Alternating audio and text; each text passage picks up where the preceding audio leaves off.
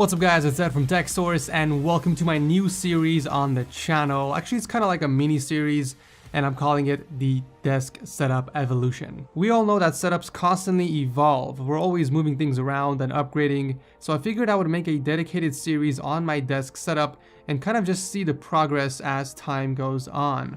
So if you guys are excited for this new series, make sure to leave a like to let me know to continue, and if you don't, feel free to dislike, that's cool too. By the way, everything mentioned in this video will be linked down below, but with that said and done, let's begin.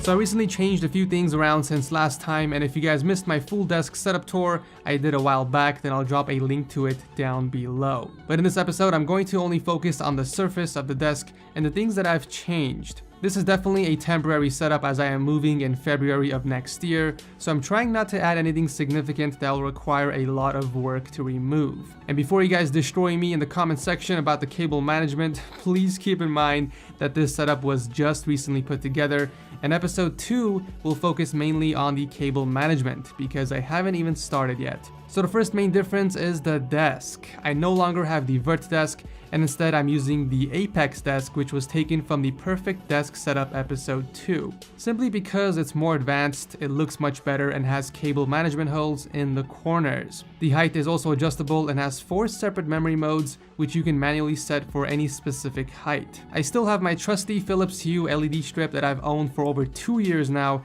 and it hasn't given me a single problem since. I just simply love the fact that I can easily change the colors on my smartphone without having to use a remote. I've also placed my iBuyPower Element PC on the Alex drawer unit off to the right side instead of keeping it on the desk.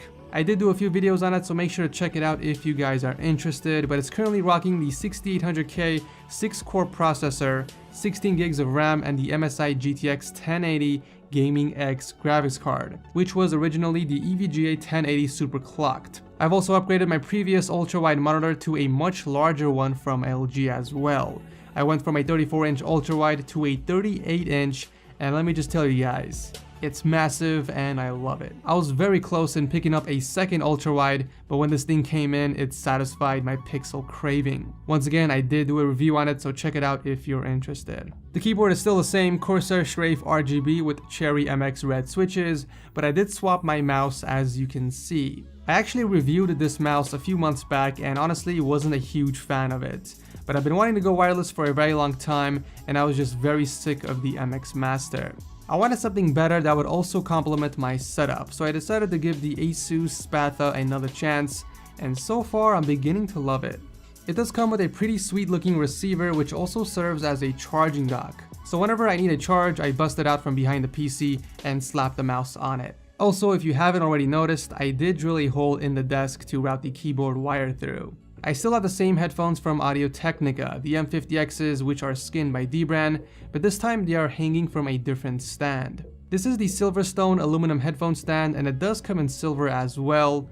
Personally though, I think that this is overpriced for what it does, but it's definitely a good looking stand. In addition to my headphones, I also added a new pair of speakers which I constantly get asked about. So these are the Edifier Luna Eclipse speakers. There are 2 different versions of these, the regular and then the HD, which is the one I have on my desk.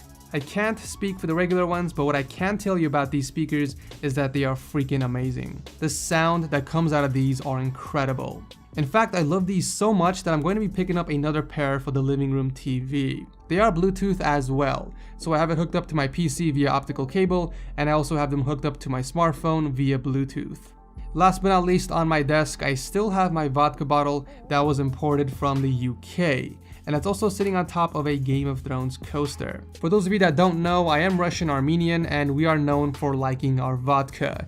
So I figured having a bottle of hard to find black vodka would add some personality to my setup. Against the wall, I have my most prized possession, the 100K silver play button, which serves as a symbol that no matter how big your dream is, it will become a reality through hard work, dedication, and most importantly, passion. I constantly look up to it and realize how far I've come, and it gives me a boost of motivation every single time. How else do you guys think I'm able to put up almost 1 video a day? That's how. Finally, we have the acoustic foams against the wall that has two purposes. One, it absorbs the sound, providing a much cleaner voiceover or sound recording, and two, it simply just looks cool and complements my setup. But that's pretty much it for the setup tour. I'm sure you guys can tell that I've aimed more towards a minimalistic setup while maintaining symmetry.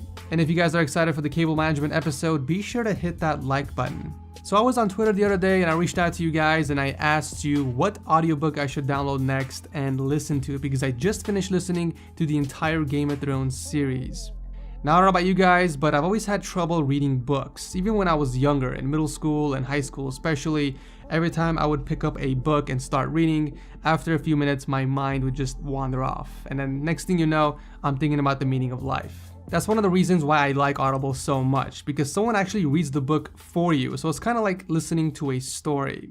No more putting on reading glasses or squinting trying to read a book at night. Just simply download the audiobook on your smartphone or tablet, or even MP3 player, and just start listening. If you don't know already, Audible has the largest selection of audiobooks online, and if you visit audible.com/techsource, you guys can get a free audiobook with a 30-day trial. So anyways, a lot of you guys recommended a bunch of really good titles. I think I'll give 50 Shades of Grey a try. I heard it's a lot better if a woman is narrating. In all seriousness though, I took one of the recommendations and I started listening to Night, where basically a Holocaust survivor tells his side of the story and what he has seen and been through as a child. I've only listened to 30 minutes out of the 4 hours, but it's a really interesting story, and I highly recommend you guys to download it and give it a listen. If you don't have Audible, I urge you guys to at least give it a try. It is free for 30 days after all, and you guys do get a free audiobook. In fact, you guys can download the book I'm listening to, which is called Night, and let me know what you think about it by dropping your feedback down below. Also, if there's a specific book you guys want me to try out next on Audible, let me know by